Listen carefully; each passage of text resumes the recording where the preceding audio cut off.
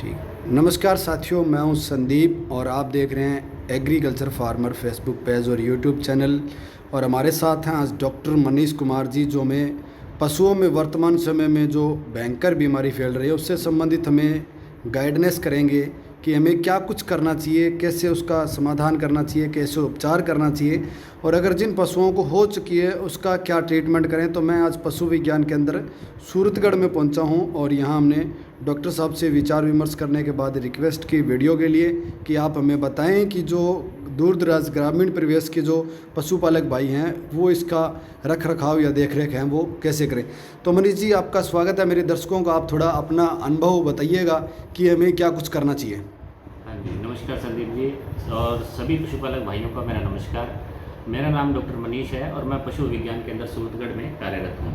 और मैं आप सभी पशुपालक भाइयों से मैं एक निवेदन करूँगा कि ये जो लंपी स्किन डिजीज़ चल रही है और ये बहुत ही खतरनाक बीमारी है पशुपालक भाइयों, और हमें इसको क्या है कि समझना है इस बीमारी को।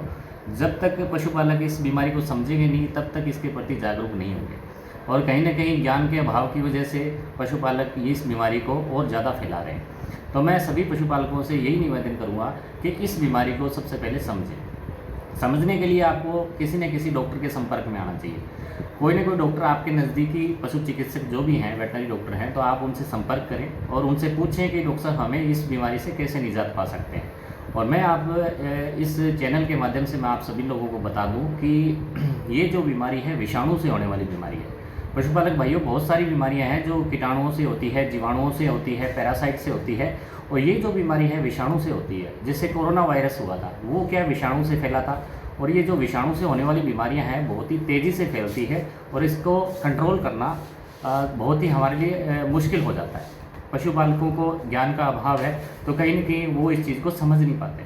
तो मेरा आप सभी से यही निवेदन है कि इस बीमारी को समझें। अब विषाणु जो है वो अटैक कैसे करता है पशु पे। अटैक ये इस तरीके से करेगा पशुपालक भाइयों, जैसे किसी भी जैसे आप सब लोग जानते हैं कि एफएमडी है, ये खुरपका मुंह पका बीमारी है, या पीपीआर है गोट के अंदर होती है, या ब्लैक वाटर लंगड़ा बुखार है। कोई भी बीमारी है किसी भी पशु को तभी होती है जब उसका इम्यून सिस्टम, उसका जो ताकत है शरीर की, वो कम हो जाती है। तो अपने पशुओं को अच्छा खाना दें, उनको अच्छा फीड दें और उनको मिनरल मिक्सचर दें। तो इन चीज़ों से अच्छा रख रखाव करें, साफ़ सफाई का ध्यान रखें, खुद साफ़ सुथरे रहें और पशुओं को भी साफ़ सुथरा रखें, उनके बाड़े की भी साफ़ सफाई रखें, तो निश्चित ही आपके पशु स्वस्थ रहेंगे। अब इस बीमारी को जो है वेक्टर की बात करें हम भी, ये फैलती कैसे है। तो फैलने का जो इसका तरीका है कि ये बीमारी मच्छर, मक्खियों और चींचड़ों से फैलती है। तो हमें क्या करना है कि लंपी स्किन डिजीज़ की बात नहीं कर रहा पशुपालक भाइयों मैं, और भी बहुत सारी बीमारियां जो है मच्छरों, मक्खियों और चींचड़ों से फैलती है। हम लोग जो हमारे पशु विज्ञान केंद्र में भी बहुत सारी ट्रेनिंगें होती रहती है, ऑनलाइन माध्यम से भी और ऑफ कैंपस भी होती है। तो हम लोग यही बताते हैं कि आप अपने पशुओं के चींचड़ मत लगने दें। चींचड़ लगने से लंपी स्किन डिजीज़ के अलावा भी बहुत सारी बीमारियां हैं जो बहुत ही खतरनाक है और हमारे पशुओं के लिए नुकसानदायक है, और हमें इसका आर्थिक नुकसान उठाना पड़ता है। जैसे बबेशियोसिस है, थिलेरियोसिस है, ट्रिपनोसोमियोसिस है।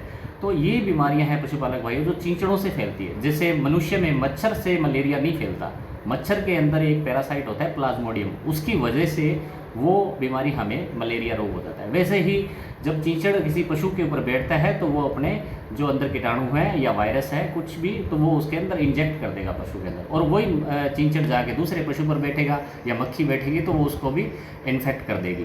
तो पशुपालक भाइयों हमें इस चीज़ को समझना है। और एक चींचड़ एक दिन में 0.5 ml ब्लड का वो उससे चूस लेता है। तो अगर 40-50 हज़ार चींचड़ अगर एक पशु को ऊपर लग जाए तो उसकी डेथ भी हो सकता है, मृत्यु भी हो सकती है। तो एक तो चींचड़ों की व्यवस्था करें, दूसरे इनको जो फिनाइल का छिड़काव करके अपने पशुओं की बाड़े की साफ़ सफाई रखें। तीसरी बात ये है कि भी आप उनको डीवर्मिंग समय समय पर करवाएं, मिनरल मिक्सचर दें, उसकी इम्यूनिटी बढ़ेगी, ताकत बढ़ेगी तो पशु आपका स्वस्थ रहेगा। और इसके अलावा आप लोग इनको इसके अलावा जैसे कुछ मैंने ये भी सुना था कि जैसे गली के अंदर या फिर आवारा पशु है, उनके भी अगर ये बीमारी हो जाती है, जैसे गांठों वाली बीमारी कहते हैं, त्वचा रोग कहते हैं, तो लंपी स्किन डिजीज़ अगर किसी आवारा पशु की हो जाती है तो आप अपने नज़दीकी ये जो गौशाला है उसमें आप संपर्क करके उसका इलाज करवाएं और उसको तुरंत सेपरेट कर दें। अगर आपके घर में हो रही है, आसपास हो रही है, तो उसके आप अपने जो पालतू पशु है तो उसको आप सेपरेट कर दें, अलग कर दें। जैसे अपने कोरोना में क्वारंटाइन करते थे, वैसे आप अपने पशु को अलग कर दें और उस पशु की जो भी देखभाल कर रहा है, या कोई उसके टीके लगा रहा है, या आप अपने पशु की खुद देखभाल कर रहे हो, तो आपने ग्लव्स पहन के करनी है, मास्क लगा के करनी है। हमारे अंदर तो ये बीमारी नहीं फैलेगी, लेकिन हमारे थ्रू, हमारे द्वारा दूसरे पशु में चली जाएगी। जैसे ये फैलती कैसे है, ये फैलने का एक कारण ये भी हो सकता है कि इसकी बहुत सारी फॉर्म होती है बीमारी की, जैसे रेस्पिरेटरी फॉर्म है या क्यूटेनियस है, सिस्टमिक फॉर्म है। तो इसमें जो फैलने का कारण है कि नेज़ल डिस्चार्ज है, मान लो नाक से पानी आता है, आंखों से पानी आता है, और जो गोबर है, पेशाब है, पशु का कोई भी डिस्चार्ज है, दूसरे पशु के कांटेक्ट में आएगा तो वो बीमारी कहीं ना कहीं उसके अंदर फैलेगी और दूसरे पशुओं के संपर्क में अपने पशु को नहीं आए। इसलिए आप जब भी उस पशु की, बीमार पशु की देखभाल करें, ग्लव्स पहन के करें। और आपके घर पे कोई डॉक्टर या पशु चिकित्सक या फिर कंपाउंडर आते हैं तो उनको भी आप मैं सभी से यही निवेदन करता हूँ कि भी एक सुई को चेंज करके लगाएं। बीमार पशु की सुई किसी दूसरे पशु के नहीं लगानी चाहिए।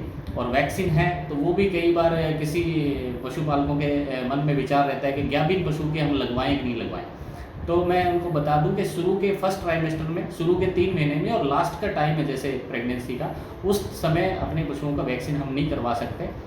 और जो स्वस्थ पशु है उनमें वैक्सीनेशन सभी लोग ये करवाएं।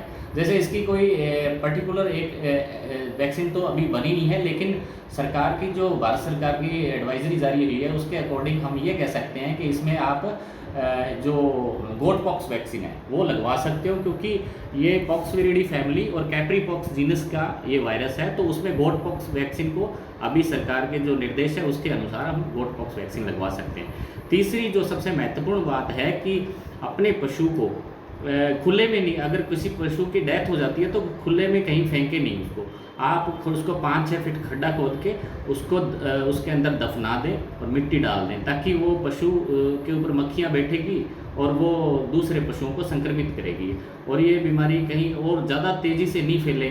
तो मेरा सभी पशुपालकों से निवेदन है कि आप इस चीज़ को समझें और अपने नज़दीकी पशु चिकित्सक के संपर्क में रहें। और हमारे पशु विज्ञान केंद्र के भी आप संपर्क में आ सकते हैं, हमसे भी पूछ सकते हैं कुछ भी एडवाइस आपको लेनी हो तो। और इसके अलावा इस चीज़ को समझकर इस बीमारी से हमें खुद को अपने लेवल पर समझकर इसको काबू पाना है।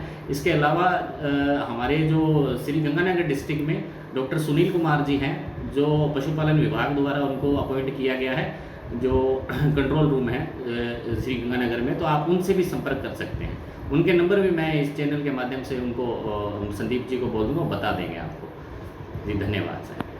तो वीडियो में साथियों आपको उनके कॉन्टैक्ट नंबर डिस्क्रिप्शन में मिल जाएंगे, आप अधिक जानकारी के लिए उनसे संपर्क कर सकते हैं। और वर्तमान समय में आपको बताना चाहूँगा, जैसे डॉक्टर साहब ने बताया कि मक्खियों द्वारा ये बीमारी और मच्छरों द्वारा भी ये बीमारी फैल रही है, यानी कि जो पशु हमारा मर जा रहा है और उसको हम फेंक के आ रहे हैं कहीं गाँव के बाहर किनारे पर, तो वहाँ से जो मक्खियाँ उठ के हमारे गांव में दूसरे पशुओं पे आके बैठेंगे तो फिर और ज़्यादा हमारे पशु संक्रमित होंगे और ज़्यादा बीमार होंगे। इसलिए हमें सावधानी बरतनी है और उन पशुओं को भूमि में दबा के आना, ताकि मक्खियाँ उन पे न बैठें और ये बीमारी आगे न फैलें। तो साथ के साथ साथियों, वीडियो पसंद आए तो लाइक शेयर ज़रूर करें भाई, और दूसरे साथियों के साथ शेयर ज़रूर कर दें। धन्यवाद।